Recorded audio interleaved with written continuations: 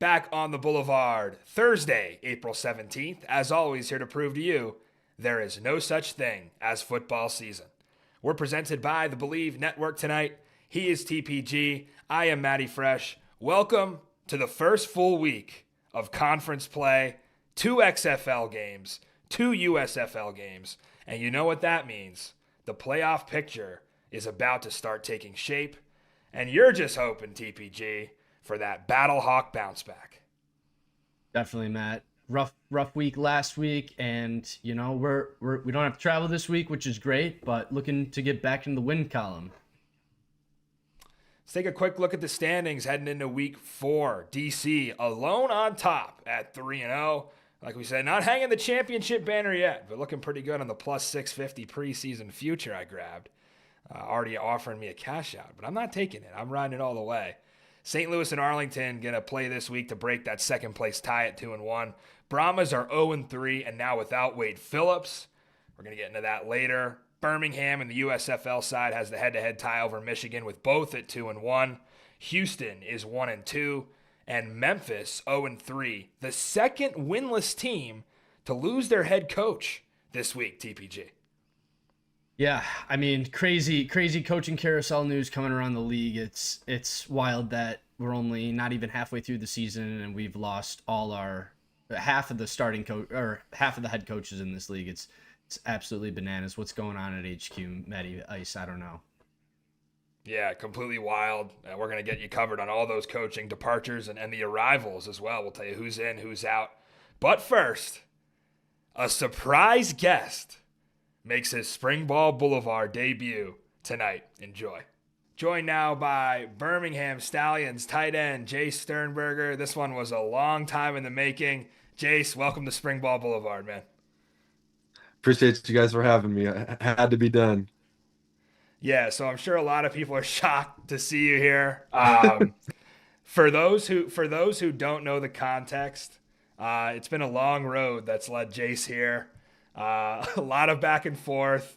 I like to have fun on the show. TPG likes to break balls. I think you're kind of the same. So we're gonna get through this. We're gonna have some fun on the show. But I think in order for people to understand just how interesting this is, we need a little bit of context from the story, right? So from my end, this goes back to last year. We come in, I think even before TPG joined us as an XFL show, we didn't cover the USFL. We're coming into the merge. We're carrying the torch. We're beating our chest about the XFL. I'm making all kind of clips about how the Stallions can never stack up with talent and they'll never win another championship. You guys shut out San Antonio. You win your third straight. I'm left with my tail between my legs. I think you reposted one of my clips and said, look at this guy. Like, I got buried. And I was like, you know what? I can't even say anything. I was completely wrong. They did it. Like, they won a championship. So when I saw Birmingham, DC week 1, like, we have to pull the upset. So, yeah. So week 1 happens. DC pulls the upset. Shannon Harris, the DC head coach, gets a little animated after the game. Kind of a big handshake with Skip and says, like, you called me a doorman. He says it was personal in the interview afterwards. A viral clip goes around on Twitter. You say, like, well, he can't really, in his defense, he's never been there before, so he can't really act like he's been there before. I saw that and I was like, all right, I'm not going to say anything. We'll let our play on the field do the talking. So then we go to week 2 and I'm in DC for the Memphis game. TPG's watching it on TV. You had already played Friday night.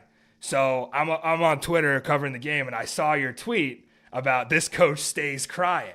So I immediately said it to TPG. I'm like, what's going on TV right now? Because I can't see. And he's like, well, Harris has been bitching about a couple calls.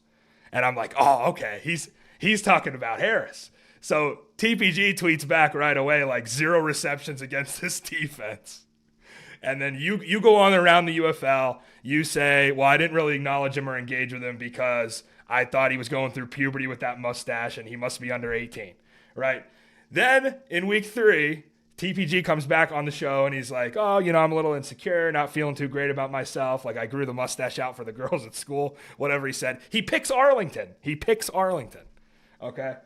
Then you go in, you have a run-in touchdown, ball gets knocked out from behind, and you were great about it. After the game, you said, Hashtag ball security, TPG won, Jace nothing. So that's the story of why we're here right now. TPG wants to let bygones be bygones, and he was appreciative of you being a good sport about the whole thing. So that's why you're here. Now we want to hear your side of this whole thing and what it's kind of been like in this whole back and forth. It's been crazy for us. Yeah, I remember when the first tweet was sent out, I was like, okay, XFL, they actually have some real banter going on the other side. You know, the USFL was like you would talk a little bit of trash to each other, but there really wasn't like actual fan bases that root and supported the team as much as I felt Birmingham Stallion fans like represent their team.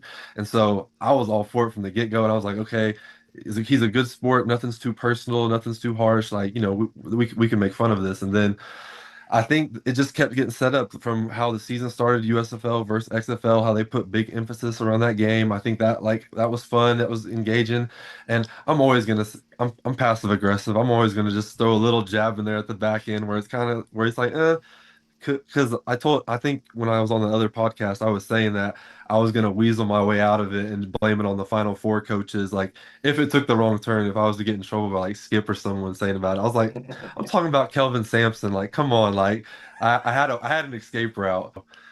But I'm not gonna say that that was the first thing that went through my head after the fumble. But as I was walking to the locker room, I'm just like, oh shit. I'm like, this is like I was like, that was basically ball doesn't lie. I was wrong, so I was like, let me take this L and get this curse off of me.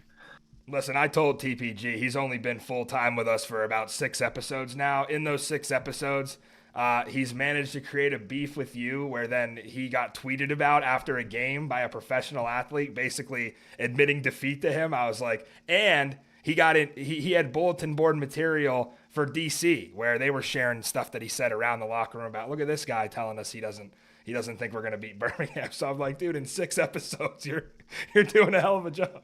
I love it. TPG had some questions for you. We'll kick it to him. TPG, what you got? So, Jace, I got to ask right off the bat, how does my mustache look, and is it up to the Sternberger standard? I look like a leprechaun if I grow a mustache, so I never even, this is about as long as you'll see my face, so I couldn't even compete. And yeah, like I said, it's more filled out than I thought, so it didn't make sense. Obviously, the Birmingham offense has been off to a slow start this year, but your defense has been playing out of their minds. So how does going up against this defensive unit every day in practice is going to prepare this offense as the season progresses? More ways than you would think. It is tough. Like I'm not gonna act like we do have our days against the defense for sure, but I mean, from day one, you're just watching them in the interior, and you're just like, I know our O line is going to be good, but like, dang, our D line is looking really good right now, and not just two or three players. Whenever we're rotating twos or the threes, trying to figure out who's going to make the team, like they were all producing early on. So I knew the defense was going to be difficult to deal with this year. Offensively, it's definitely from an athletic standpoint, it's pushing everybody, physically, but then, so much of this now because of the tempo and how much you're actually hitting people in practice, a lot of it's mental right now. And so I think we're doing a good job of giving them the looks because I do feel like we've practiced better than we've played lately. And so, so I'm hoping this week we can turn that around. That's the goal anyway. Obviously, that's a good sign, and just the layout of the season, it doesn't make it easy. Short schedule, you have no or short training camp, you got no preseason game. So yeah, Yep. definitely understandable as to how, it takes a little time to get those kinks worked out. But hey, I'm pretty confident that this group's going to get rolling this week, and I'm excited to see you guys go out to Houston. So like I just said, you're playing in Houston this weekend, the city you scored your first NFL touchdown in, and not too far away from where you played your college ball at College Station. So, how excited are you to go back to Texas and put on the pads there once again? I'm super excited. One, because I live in Houston, so my kids, my family, all of them, we're all gonna get to come down, and then it'll be Easter Sunday. So I'm very grateful for the way the schedule lined up, and there's always gonna be some A&M fans there. I've already sent some tickets out and got their requests and all that filled in. So I'm like I said, especially at this stage of my career, I'm just grateful for any football game that I still get to participate in. And so, just enjoying these, moments of my family still getting to come watch and stuff. And definitely don't take it for granted.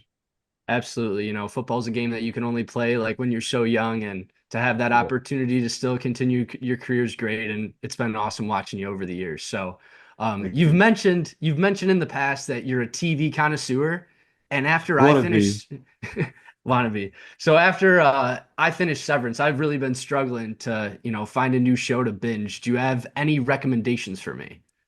I got a couple. It just depends what route you're going. Are you more of in a silly comfort show mood, or if we're talking like shows, if you like detective stuff, I'll give you my best one off the rip. You got to give Justified a chance, a fair Okay, chance.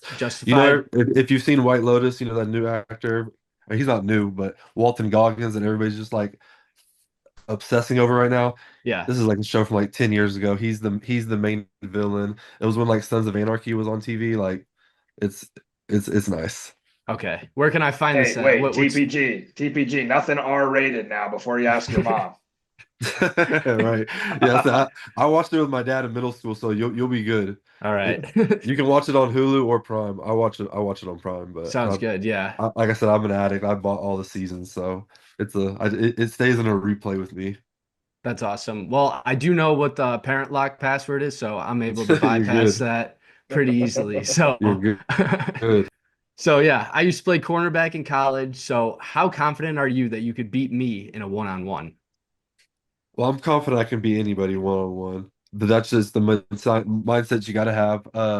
But honestly, I feel like I'm a fair evaluator. Like I wouldn't answer that until I watched you play or until I saw you because it's like or play, went against you because it's like I'm not trying to get humbled in public. Online, it's fine. It's all that's all fun and games. But like actual in person, I can't give anybody crazy bulletin board material. So I think we would have to just see in person, Well, which you we definitely. can. We can see in person. Hey, I I'd be all for yeah. it. I'd be all for it. You I told him let him run, let Jace run by you. Just let him run by you and then chase him and try to knock it out from behind. That's That's my your only favorite. shot. I No, told Matt if he wants to be quarterback, just put the ball high. Let me play through the hands. But yeah, Yeah, you do got the size on me, and I definitely probably lost some speed, definitely too. So you definitely got me there. But that's what's well, up Jace, though. well, Jace, it's been great having you on. Um, we hit it off greatly, so I definitely am planning to uplift this curse. I appreciate it. Godspeed. All right, there you have it. That is Jace Sternberger, Birmingham tight end. Big one this weekend in H-Town going against the Roughnecks in Saturday night primetime. Jace, thanks for joining us tonight, man. Appreciate you guys. Have a good one. Great stuff with Jace there. And the breaking news that comes with it, the curse of TPG has officially been lifted. So, since the curse is officially lifted, I planned a little ceremony. So, I got this nice lavender smelling candle. We're going to light that guy right up without Please don't burn your house down. without me trying to burn myself. We're playing with fire. We're shotgunning beers last week. It's a hazard. You're a hazard. All right. Rip it Great. and dart. Got the candle burning. I got some gypsy tears to remove curse. Drop those guys in.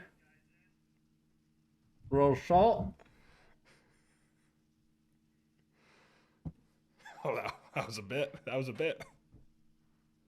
A little too much salt on it with the gypsy tears, but we are finally going to release the curse. I'm going to give this guy a finite incantanum. And just like that, folks, Jace Sternberger is officially, the curse has been removed. Watch out for Jace to score this weekend. That's what my eye will be on. Matty Fresh, you could take it away. I heard you smoke Sonoma Lights. Is that true, TPG? Just some marble golds, that's it. But yeah, that was way too much salt. Now that I'm looking at this candle, completely ruined it. But oh well. We'll see if you control your own curse. That's what I'm curious about. If everybody's watching, I wouldn't go ahead and empty your wallets quite yet on Jace Sternberger overs. I'm curious to see how this plays out, if that actually worked. If TPG actually controls his own demise. We'll see. Let's get into the matchup. Birmingham and Houston.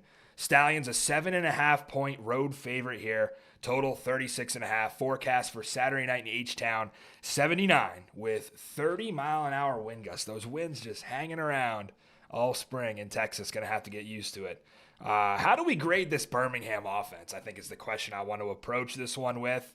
Not too highly. I'd probably give the pass game a C+, and the run game C. Could probably go C-. It's been dismal. I mean, Arlington held this run game to 53 yards from scrimmage in week 3. And now Ricky Person and their best lineman, Cole Schneider, might not play. Both not practicing this week. So if I'm Birmingham and Skip Holtz, I'm probably going 65-70% pass plays here, sort of like you did against Arlington with Corral throwing it 41 times. I think that can work against Houston. You look at the Roughnecks defense, they are statistically good against the pass. They have some playmakers back there. We saw Leon O'Neal highlighted specifically in week 3, but man, with Deon Cain back in the lineup for Birmingham after the birth of his twins being the personal reason, that is more than enough of a personal reason. Congratulations, Deon. That's sweet. But yeah, and you think about Deon being back and the game-winning touchdown drive from Corral, where they really clicked as a pass game. I don't see Houston holding Birmingham under 20 here. I mean, unless they can maybe capitalize on some of Corral's mistakes, he's going to make a few, right? He always seems to. I mean, he's got 3 picks and 2 starts. You could probably count 4, if not for that false start. So Birmingham, I mean, it's wide receiver by committee. You have 6 or 7 capable pass catchers. One of them always seems to step up. It was Cade Johnson last week, and it makes things really difficult as a defense going against Corral's arm ability. And he's also getting solid pass protection. Since that week 1 debacle against DC where they give up 8 sacks, they have not given up a single sack.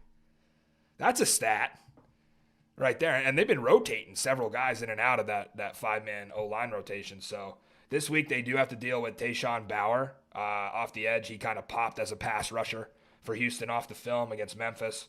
Birmingham did take a step back offensively. Whether you want to say from last year to this year or even from week 2 to week 3, they took a step back. But ugly game against Arlington. They had turnovers. They had penalties. They had a scoreless first half. Can't have that again, or they could lose. I think this game, TPG, goes one of 2 ways for me. Either Birmingham moves the ball and scores 28 or more, or they regress again and they find a way to lose outright. Losing Zach Potter as a general manager, I think, has made a big difference, and more of a difference than a lot of people thought. Not a lot of people talking about that. It's starting to show and rear its ugly head. But I give the Birmingham offense a pretty solid edge over the Houston defense here at TPG. I mean, how can you not? One of these games last year when they played was a complete Birmingham rout, and the other game, Houston kept it close. So you never quite know what's going to happen until these games get played. So looking at this Houston offense, right? It's Nolan Henderson week, and it's about damn time. Not only did he play great last week, but the offensive line stepped up big too, leading the way for over 100 rushing yards and no sacks allowed. But Matt Afresh, I think this team's success is short-lived with Birmingham coming into town, and this Stallions defense has been stellar all season long, allowing only 12 points per game and giving up 2 touchdowns so far this year. Bending but not breaking, which is important because you got to be able to get off the field on 3rd down. Bradley Anai has been a beast stopping the run and getting pressure on the quarterback to a tune of 4 TFLs and 3 sacks this season. Also, my boy DeMarcus Gates was out there last week too, making plays and finished the game with 10 tackles.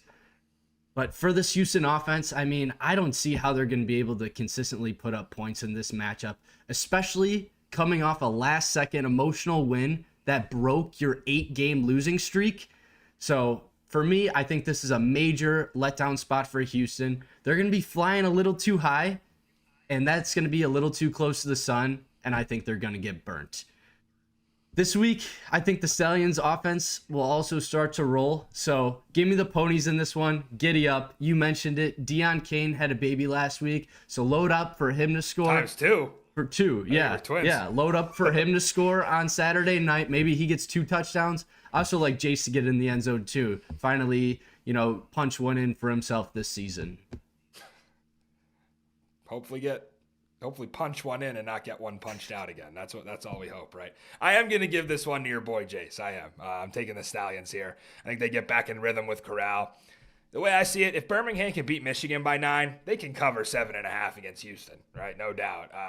Nolan Henderson, I think, is going to be the leading rusher for the Roughnecks in this case. I mean, Houston's running backs are lucky if they have 20 yards combined. I mean, they just have nowhere to go against this Birmingham run defense. I keep thinking about that Birmingham run defense and their defense in the red zone specifically, how they stonewalled Michigan 4 times on the goal line. And I think people are going to look back on that as the season goes on and they continue to make a championship push in this tour for 4. I do hate laying points with a heavy road favorite, so I'm not going to take it as a best bet or recommend it as a lean with the Birmingham minus 7.5 here. People do forget Houston is 2-1 against the spread this year, so they can sneak around and cover.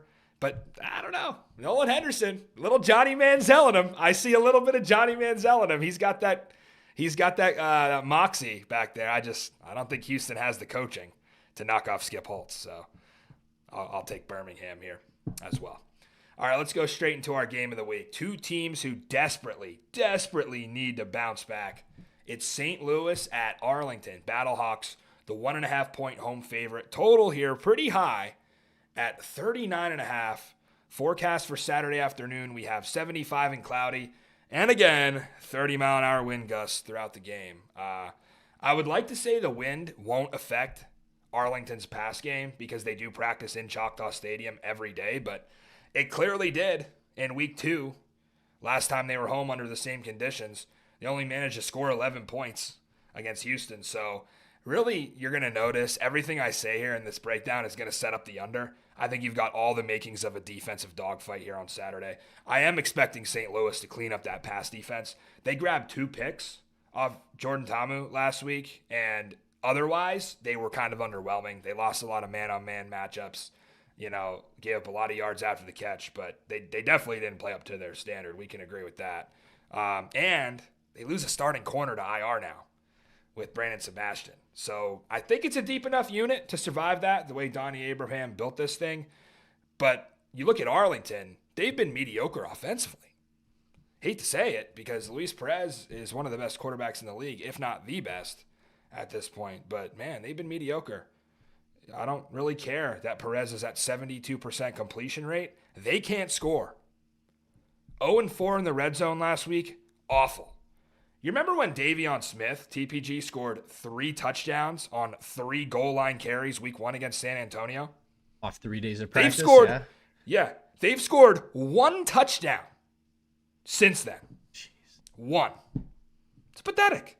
So maybe it's time to give Davion Smith his chicken salad and get him back on the field. He's got to pound the rock. They've been allergic to the end zone the last 2 games, and they have no run game. So I kind of like your chances to bounce back here as a defense, TPG. I think Perez has been sacked a lot. I think 6 times he's gone down already in 3 games. I see St. Louis getting some pressure. Tyler Vaughn's might be the key here. I noticed he's returning to form a little bit. His targets have been ticking up every week. 5 catches on 8 targets last week. They actually had to interfere with him a few times in the Birmingham-Arlington game to make sure he didn't score. I just feel like that St. Louis defense is too good to be defined by that DC game. We know the RPOs got him a lot off balance with what Ta'amu was able to do. Arlington doesn't have that capability with Perez, so they're kind of one-dimensional in that sense. Advantage to the Battlehawks D. I see another disappointing week for the Renegade offense where maybe they have to settle for 3, maybe even 4 field goals again. Yeah, I thought, the Renegades, they moved the ball pretty good last week, but that's also kind of just like we touched on. Birmingham allows you that stuff underneath, but when they get in the red zone, they clamp up. So, yeah, with St. Louis, I mean, it's the same thing, too. We've seen their DBs, triggering on routes that are underneath them and able to hop on and, get in there for a pass deflection. So, yeah, I'm interested to see how this one's going to play out. But let's take a look at this Battlehawks offensive line. And they're going to look to get back on track against, a pretty good Renegades run defense. Only 45 rushing yards a week ago for the Battlehawks, and they just got straight up dominated at the point of attack. But I am confident that this group will get back to their old ways and allow for Sailors to run wild. Manny didn't look good either last week, but hopefully watching the film will light a fire under his ass to go out there and ball out. Because I'm sick and tired of this losing shit, and there is no reason why we should lose another game to any of these sorry-ass teams in this league. Because we are better than everyone, damn it. Sorry, Matt. I got a little fired up. But who? One loss. That's all it takes for you crazy St. Louis scumbags. One loss. Hey, but on paper, this Renegades defense has been pretty good. But I think that stat is kind of a fraud because every team that they have played has had problems with their offensive line and running the football. This defense doesn't know what a good offensive line looks like. This defense doesn't know about the Knights of Colombo. This defense doesn't know how to respond after you punch them in the mouth. The Renegades are absolutely fucked this weekend, and I cannot wait to see the Battlehawks run up the score against another team from Texas. Hawks by double digits. Caw-caw! I'm tempted to take Arlington here now. And you know why? I have a feeling Manny Wilkins is going to play this whole game. And if he does, Arlington's going to do the same thing DC did. They're going to take away the run. They're going to force him to beat him with his arm. And he can't do that. Every 1 in 5 Manny Wilkins pass attempts is a screen. 1 in 5. They're throwing it to Jacob Sailors as their leading receiver right now. I mean, he can't hit water from a boat, TPG, at this point. I think you're underestimating, though. Hakeem Butler's back this week, so we get one of our we get one of our best receivers back. Yeah, he looked great in week 1 with 1 catch for 9 yards. Like, does it really make a difference if you can't get him the ball? This offense is paralyzed on 3rd and long. So maybe if they can avoid 3rd and long, once it gets there, they have no options. And guess what, to make matters worse? The best 3rd down defense in the league is the Arlington Renegades. They force a 4th down 75% of the time after a 3rd down. That is crazy. And I'm just envisioning it. Your boy, Jaden Price. Oh, here comes that pick 6. Here it comes. You've been talking about him all year. You jinxed it. It's coming against St. Louis.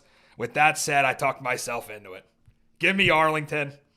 I know this Renegade offense might be inept in the red zone, and that's what scares me. But to me, for Arlington, it's more of an execution thing. They will get rolling eventually. For the St. Louis offense, it's not an execution thing. It's an ability thing. Your quarterback can't throw the ball. He's incapable of it. I've been saying that all year. He doesn't have it. I'd be pretty shocked to see either side hit 20, and that's why I love the under here, TPG. I'm just not going to overreact over 1 loss. Like, it's early in the season. Obviously, yeah, he didn't play a great game. Look what you just did. He didn't play a great game, but, you know, he did make some throws, and we've seen him make throws here and there this season, and I'm not ready to just, 1 loss, blow up the whole thing. Let's get back on track. Let's get back on track this week. You sounded pretty ready about a minute ago when you said, I'm sick of this losing shit. Oh, man. Well, we're going to double dip a little bit on the Boulevard tonight. Another guest on the show for you, one of the vocal leaders of the best team in football right now, and his role is about to get even bigger this week. Joined now by DC Defenders receiver Chris Rowland. Chris, thanks for being with us today. Thank you for having me, Matty. Glad to be back. Of course. Always great to have you. Right off the top, wanted to get it out of the way. I know you served as a player rep for the union in the past, and I know you're a guy who really cares about making sure that, the athletes and the players are taken care of in spring football. So I wanted to give you at least a chance to comment, if you choose, on the current situation with any CBA negotiations and where the players might stand as of this week. As of now, I have no stand at the moment. So I would, I just have no comment on it regarding the CBA negotiations. All right. Make my job easy. Don't have to ask a follow-up then. So let's talk ball then. Let's get into Sunday's game a little bit. Man, impressive statement win to start 3-0. And the offense and the passing game specifically really clicking here. 243 passing yards, 3 touchdowns for Jordan, and the offensive line. making his job easy, gave up 0 sacks. So when you're breaking down Sunday's film and doing the self-scout and the recap and all that, what are you taking away from it, and what kind of works so well with the game plan? Yeah, when you go back and watch the film, it's always, first and foremost, it's always good to get a win. Good, ugly, however it looks, a win is a win. And when you go and watch the film, there's a lot of great things that that we did as a whole. And hats off to our offensive line being able to contain that pass rush, those two elite edge rushers between Peta and Travis Feeney. I mean, those guys are some of the more dominant, defensive ends in the league, and for them to not even get one sack, that's just a testament to the hard work that our O-line puts in every day, man. And hats off to that group. That group works hard. I mean, it's every practice. I mean, it's balls to the wall, put your work pants on and go to work. So, I mean, it's expected. So it wasn't a surprise to our team. We kind of already knew what the outcome was going to be, and we just had to go and execute. And as for Jordan, man, you can't say enough about Jordan Ta'amu. I know, everybody has their opinion or whatnot, but that's one of the best people I've ever played with. One of the best quarterbacks I've ever played for, and he comes in day out and works his tail off. I mean, in the film room, on the field, whether it's throwing extra or meeting him at the office to go over the game, not even I would say 24 hours after it's passed. Once weeks land, and once the plane lands, hey, what time you getting up? Hey, I'll be in the office at 10. All right, see you there. So it's just a testament to his, ability to work through things and work hard, and always staying hungry. Granted, it's early in the season and we've had some big wins, but man, it's we want more. You know what I'm saying? We're never satisfied, and that's the attitude that we're going with moving forward. Yeah, and when you see the odds makers making DC constantly touchdown underdog against Birmingham, again against St. Louis, I don't think they quite understand the culture that was built. And there's a specific type of guy that Von Hutchins went out and got, and those are the things you don't see. The work and the preparation going on behind the scenes. And I wanted to talk a little bit about the receiver room this year.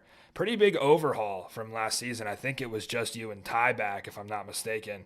And now Ty's out at least 5 weeks with the broken arm. So when we talk about the new guys who are going to have to step up now between Powell, Mickens, Antonio, and Sanders, who I believe played in his first game last week, what do you make of that rotation, and are they capable of replacing Ty Scott and his reliability the last couple games?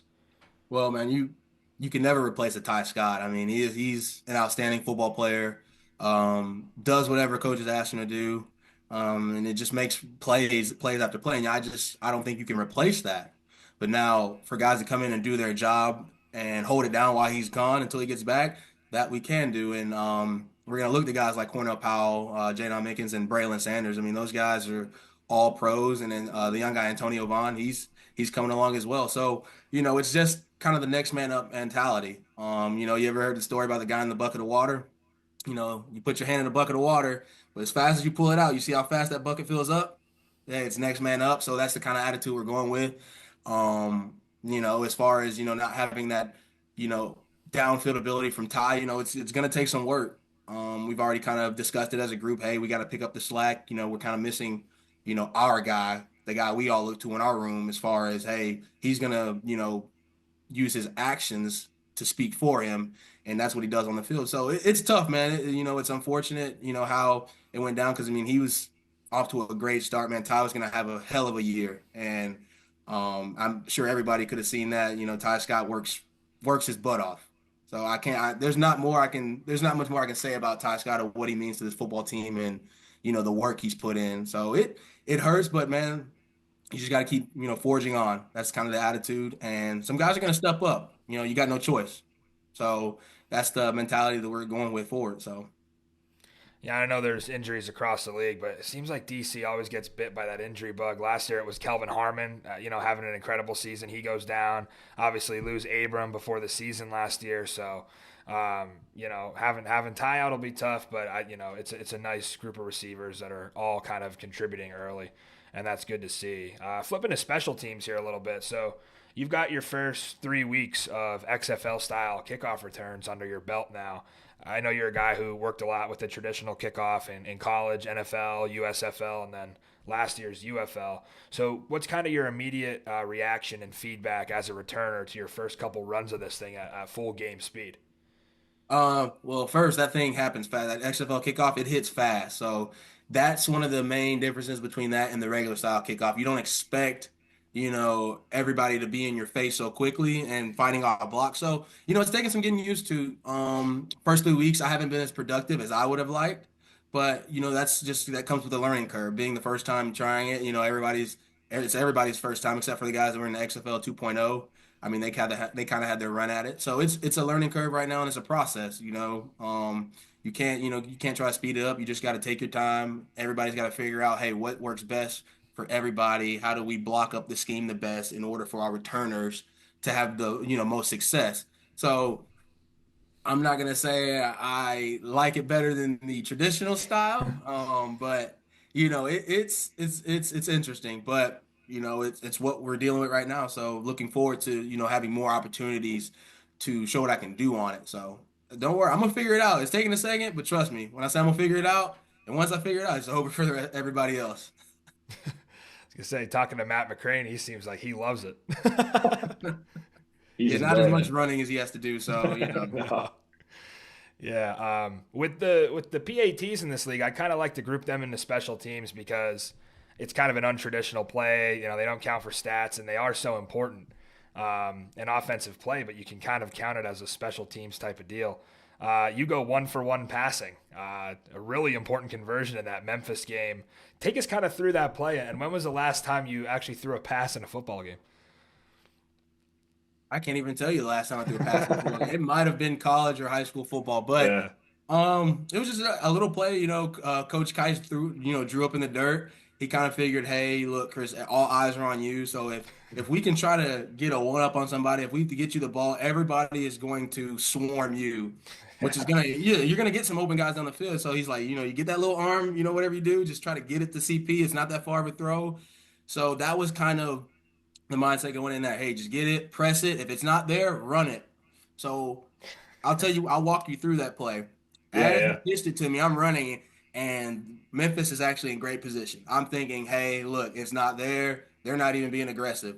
Soon as I put my foot in the ground and kind of headed upfield, that's when everybody swarmed to me. And then that's when like I seen CP pop open. So I was like, oh, this is easy.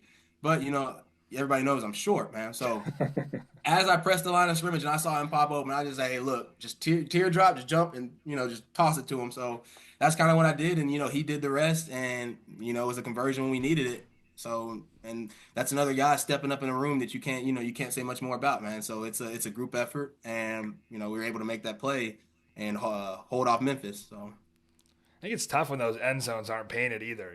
Spatially, you're kind of like, how much room do I have? You're seeing all green. You're used to that, and it's No, like, that is very true. Yeah. It is hard to kind of see when it's all green. So that's a Right. good thing. Because I was thinking that, and I never even really said anything about it.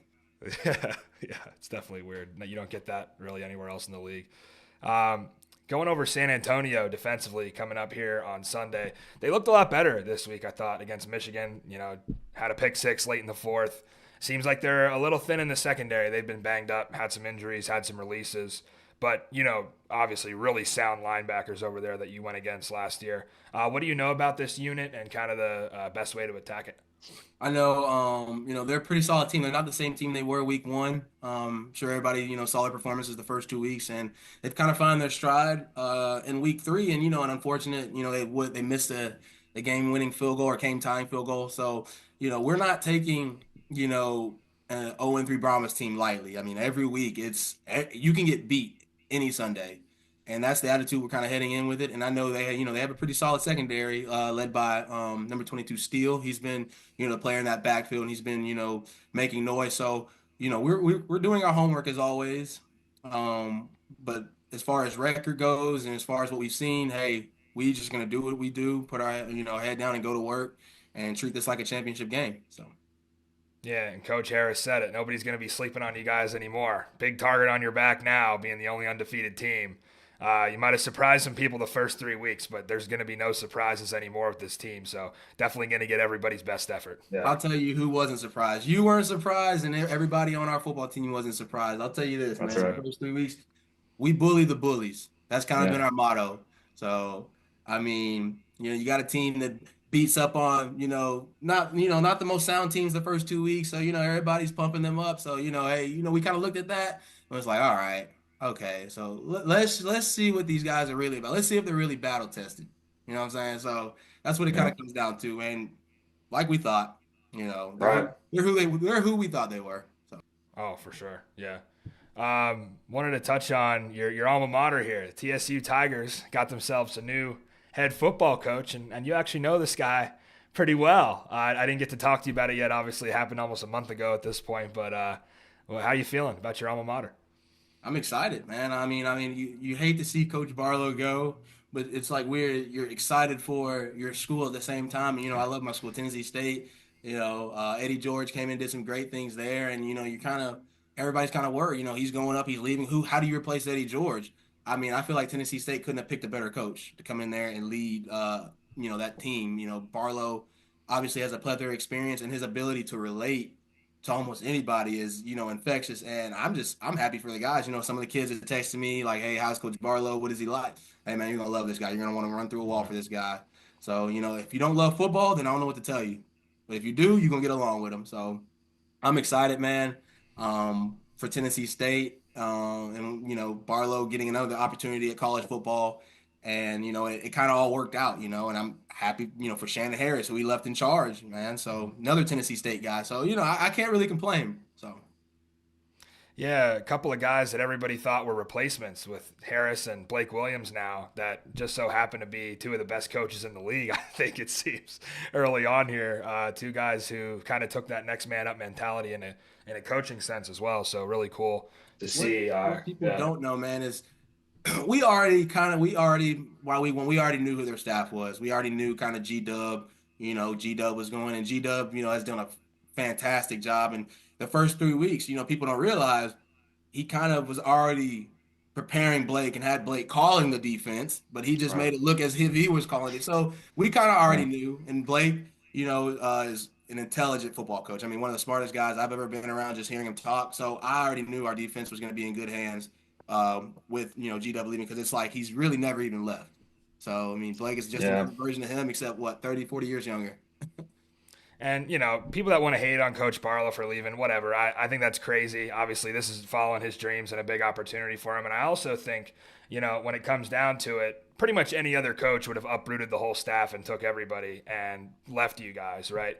And Coach Barlow keeping Coach Harris around and Coach Keiss around and, your Coach Simmons around, like all those guys probably could have just hung it up and left and went to Nashville. So the fact that they are staying here, I know, Coach Williams is gone, but the fact that the majority of coaches remained, it says a lot, I think, about Coach Barlow, kind of willing to sacrifice a head start at Tennessee State to make sure you guys are taken care of and have the ability to compete for a championship as well. I thought that was says a lot about his character in that way.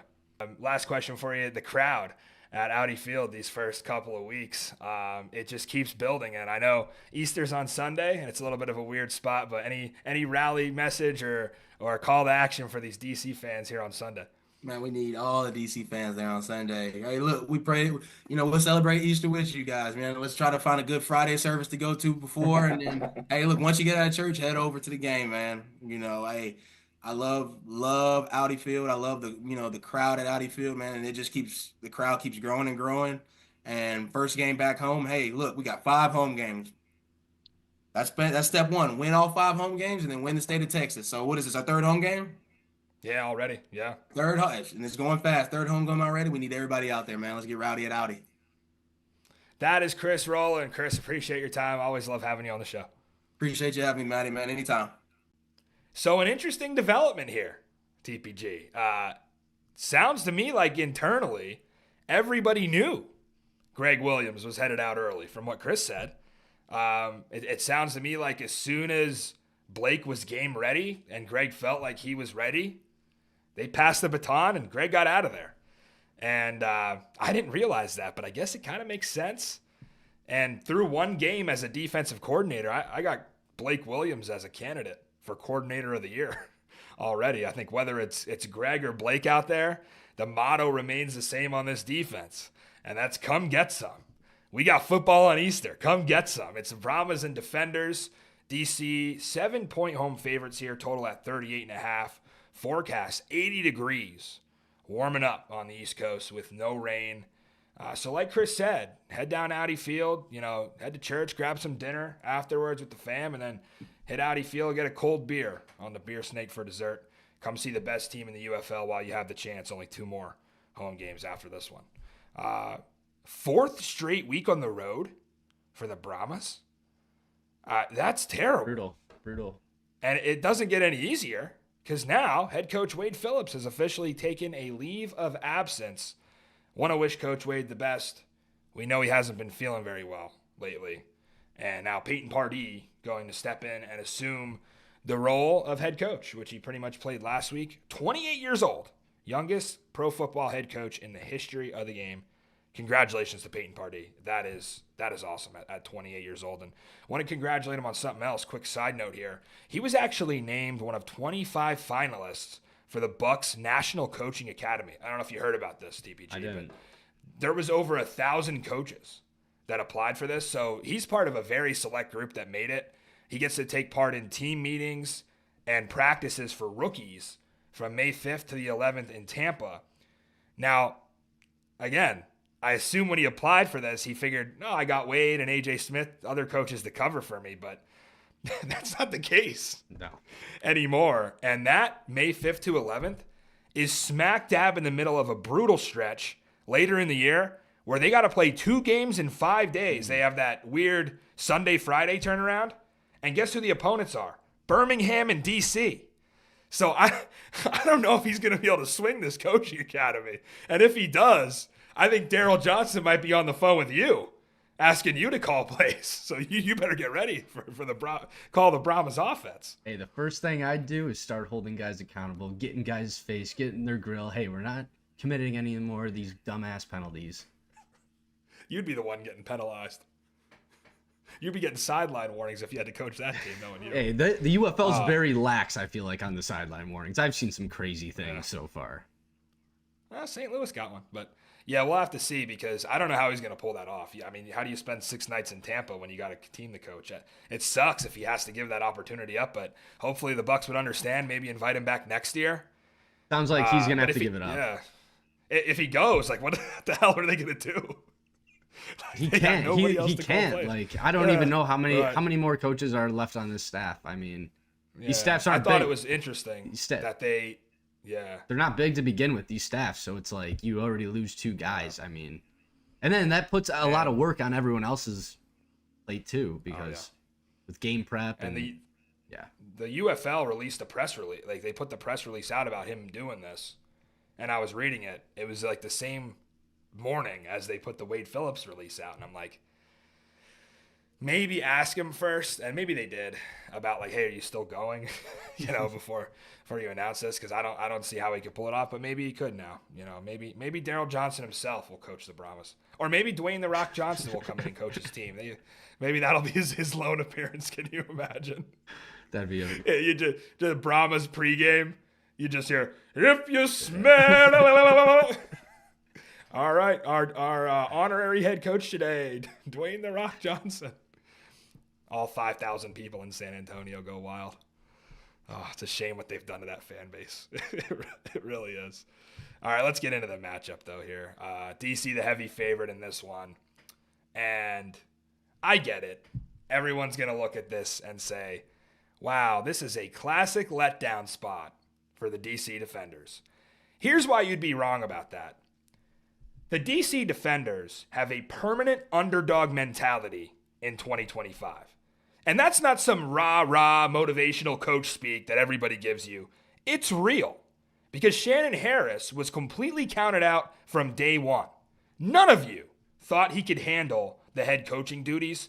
I read articles about Reggie Barlow's departure before the season being the beginning of the end for DC. Burn it all down. How this move effectively crushed all chances of their playoff hopes, of their championship hopes, all their goals out the window. Yet here's Shannon Harris at 3-0, undefeated as a head coach.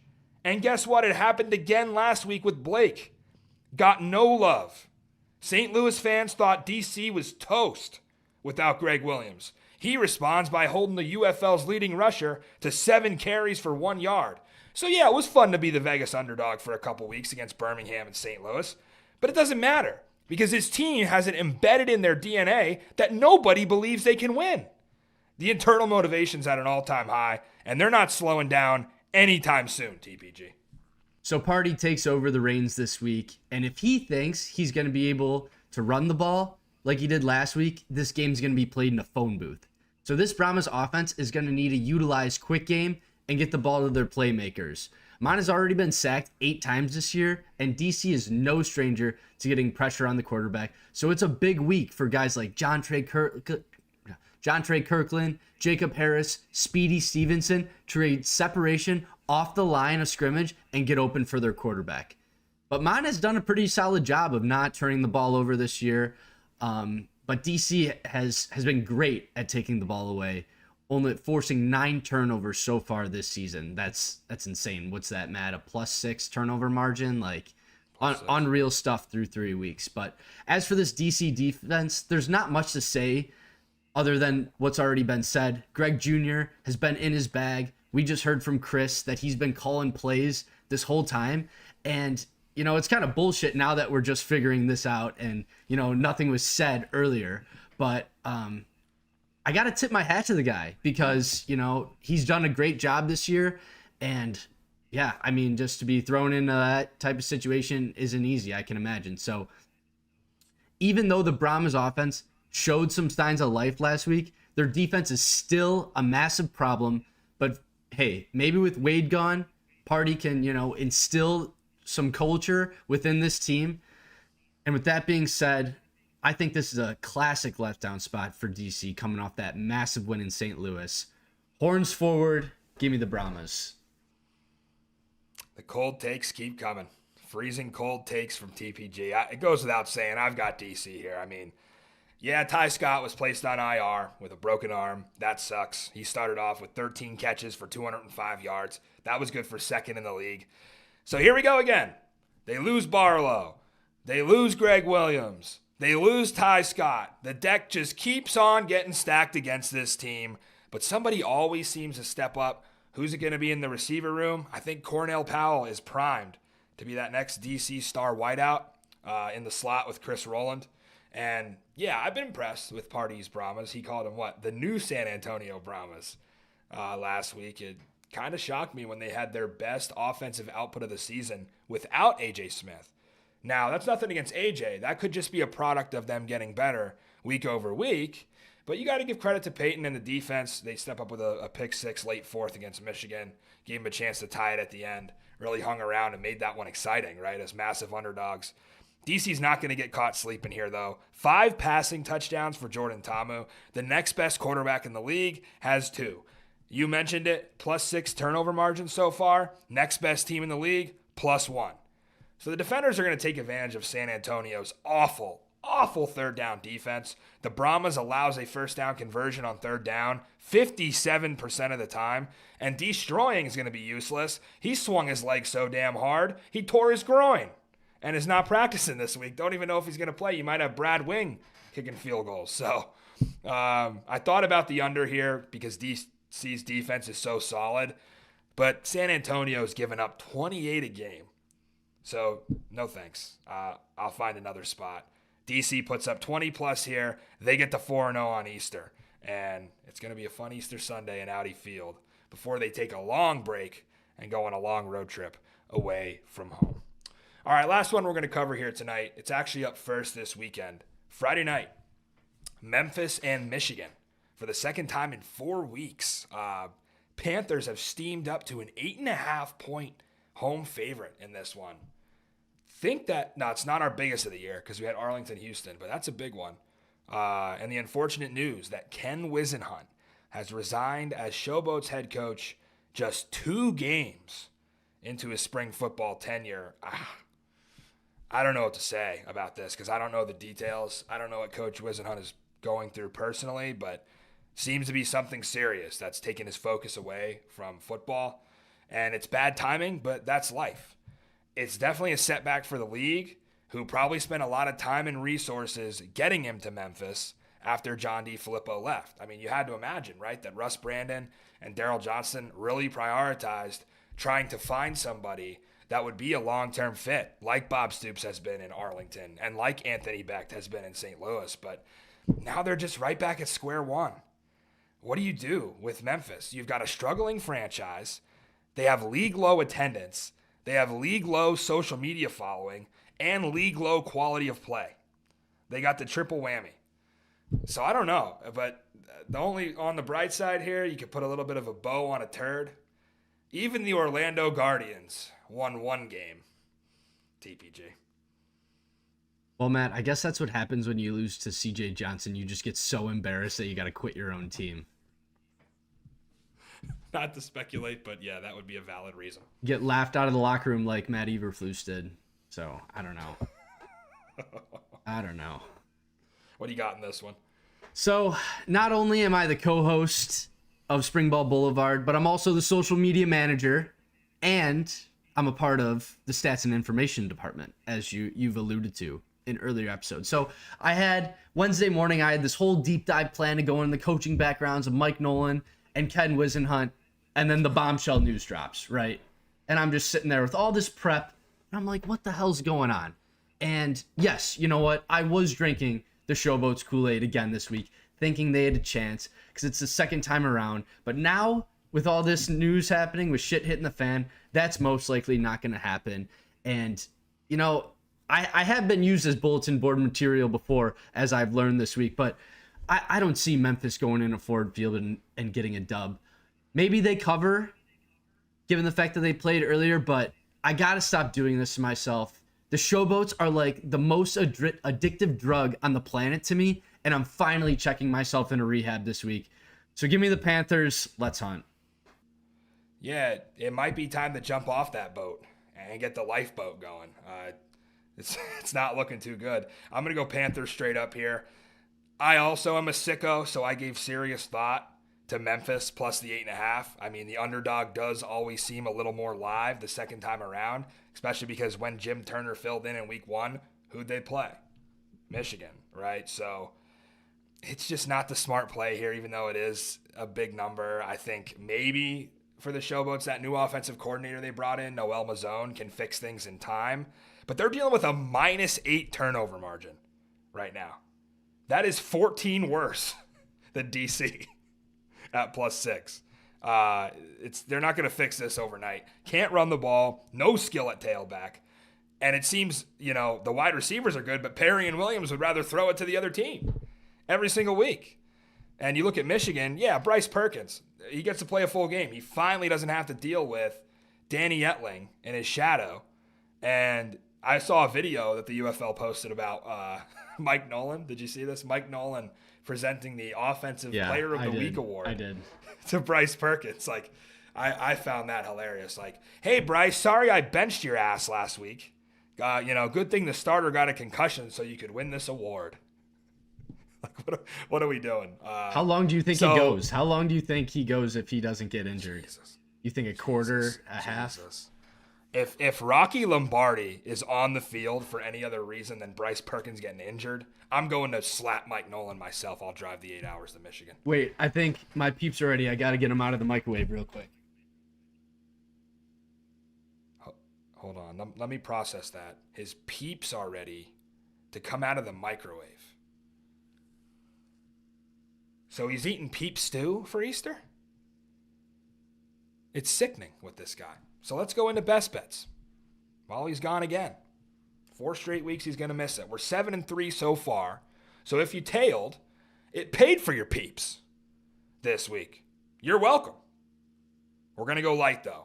We're going to pump the brakes on week 4. I just don't particularly love any sides strongly enough. So we are going to lock in Battlehawks Renegades under 39.5.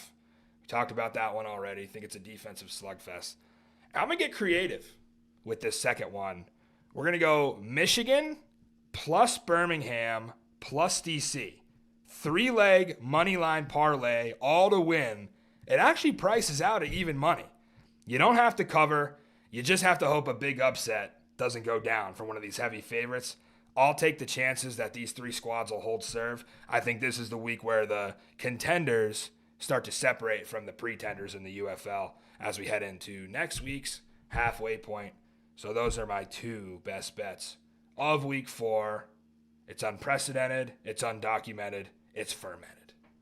Bro, did you leave me out again? How was the peep stew? They were in there too long. Do you drink that? No, they were. Do you drink that or do you eat it with a spoon? No, I had to throw it out. It was in there for too long. But you did it without me again? You burnt your peeps. What'd you take? Actually, was that like a burnt marshmallow though? They would kind of taste like almost like a marshmallow over the fire. It gets like really big, but I'm definitely gonna have to clean out the microwave after this. It's kind of like your head after a Jace Sternberger interview. Oh my gosh. Listen, everybody. Unfortunately, I will not have coverage from Audi Field this week. I'm gonna spend Easter with the family at home. I also have to make sure we can actually have a show Sunday night because it's gonna be a late one. No way I could make it back from the stadium to get us on the air. So I'm going to hang out at home. Boulevard after dark, as usual on a Sunday. By the way, TPG, you remember when XFL 2023 promised us 2-hour games? Yeah. Boy, was that a pipe dream. I mean, I feel like these games are just as long as NFL games. That was a big thing that the USFL said, too. Like, we're going to try to keep it under, like, at least, like, 2.5 hours. But, yeah, these games have easily been, like, 3.5 hours. It's like watching a like an NFL game. I mean, it's no different. The more ads you can sell, right? Definitely, the more ads you can sell. And listen, I don't care if a game was 6 hours. I'd still watch it, so what the hell do I care? Go ahead and plug the socials for us. Yes. Instagram, TikTok, at Springball BLVD. Follow, like, comment, share, do all that good stuff. The socials have been great. We've been getting a lot of players following the accounts. We've been getting a lot of views, getting a lot of likes, a lot of engagement. So, hey, it's been great. But if you haven't done that already, give us a follow. That'd really help us out. Yeah, hit us with a subscription on our YouTube channel on the way out. It is free. For TPG, I'm Matty Fresh. Happy Easter to you and your families this weekend. And always remember, there is no such thing as football season. We'll see you for another fastest 3 minutes and more on Sunday night.